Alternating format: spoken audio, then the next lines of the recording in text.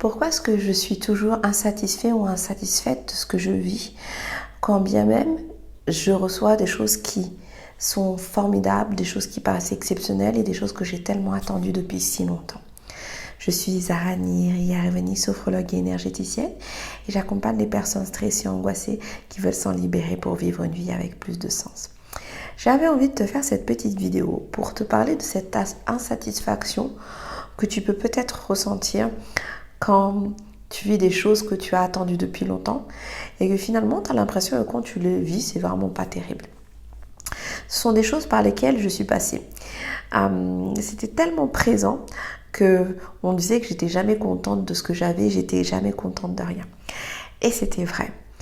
Et je vivais en permanence avec cette frustration et toujours cette recherche de quelque chose de mieux par rapport à ce que j'avais. Et je me demandais pourquoi est-ce que c'était toujours comme ça en permanence. La première réponse, c'était que justement, la personne de qui je n'étais pas satisfaite, ça n'était pas les personnes d'en face ou la situation que je vivais, mais c'était moi. Je me mettais toujours la barre haute, peu importe ce que je mettais en place, parce que tout simplement, j'estimais que je ne méritais pas de recevoir.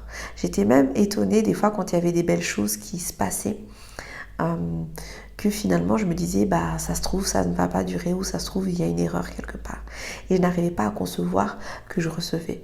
Et puis finalement, quand on réagit comme ça, on se rend compte que ce qu'on reçoit, comme on ne prend pas conscience de la valeur de ce qu'on reçoit, la chose devient fade et on passe vraiment à côté. Et on continue à chercher, alors que ce qu'on cherche est souvent sous nos yeux.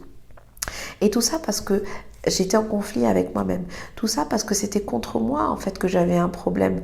C'était parce que moi je me demandais tellement de choses et que je me disais finalement je ne mérite pas ce qui arrive. Si tu veux, c'est un peu comme un auto-sabotage.